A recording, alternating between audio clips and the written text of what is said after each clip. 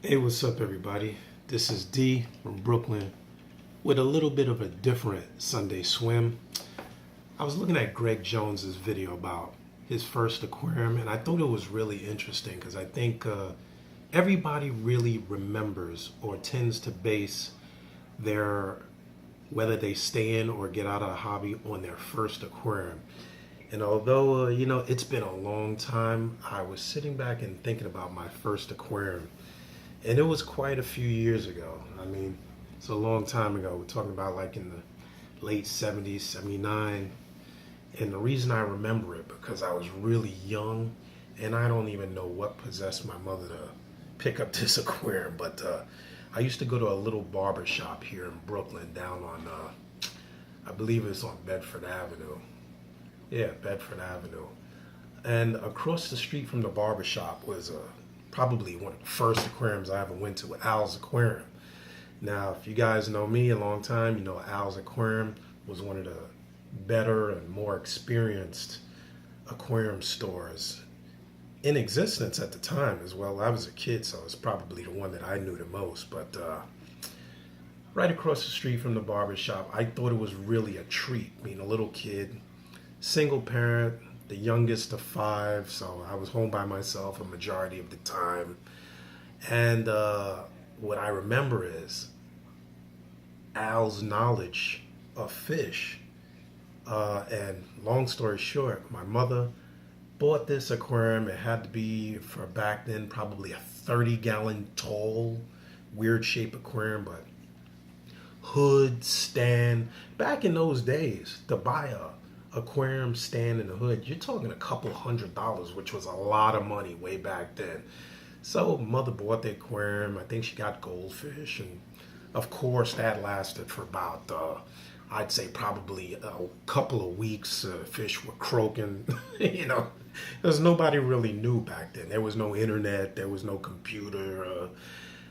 Basically, you based your success or failure on the person that sold you, which was Al. And I remember as a kid, the only time I used to actually go to the aquarium was on Barber Day when you got your hair cut, maybe once a month, pictures and things like that. And as I got older and started riding bikes and you got into the 80s and you got to elementary school and this and that, I started finding myself more and more at this store. And the tank sat empty, I'd say, for about a year, probably a year, until my mother was almost on the edge of throwing it out.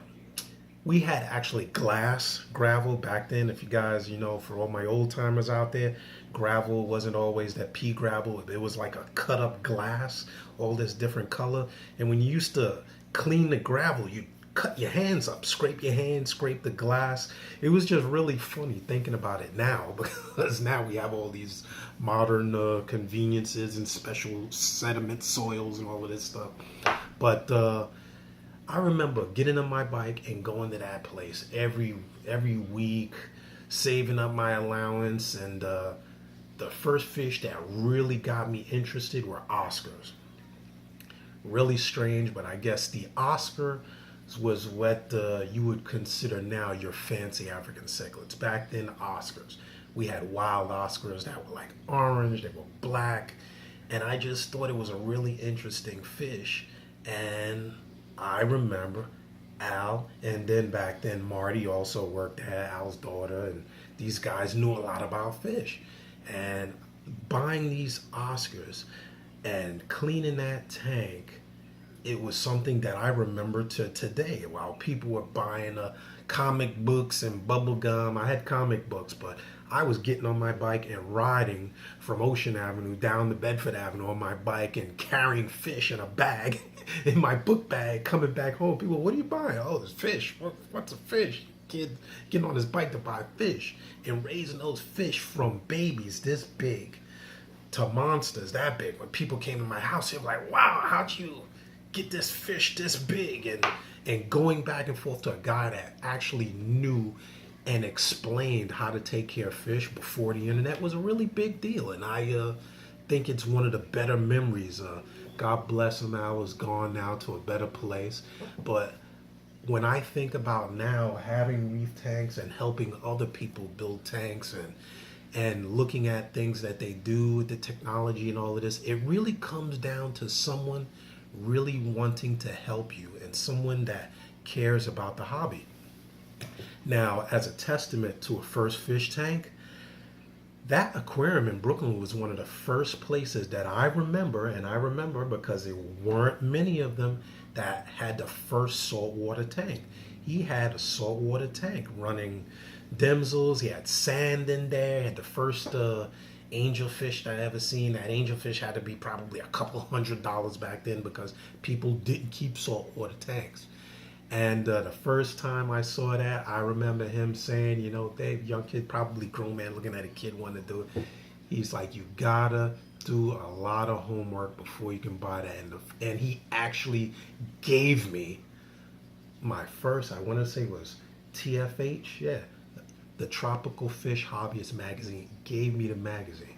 So what I want to say in this video for a Saltwater Sunday, a Sunday swim, is in helping somebody, it's not always telling them what to do, but understanding why they're doing it and whether they want to do it, and giving him or her the resources to be successful in the hobby. Because one day that tank will either be still running or that tank will be on Craigslist.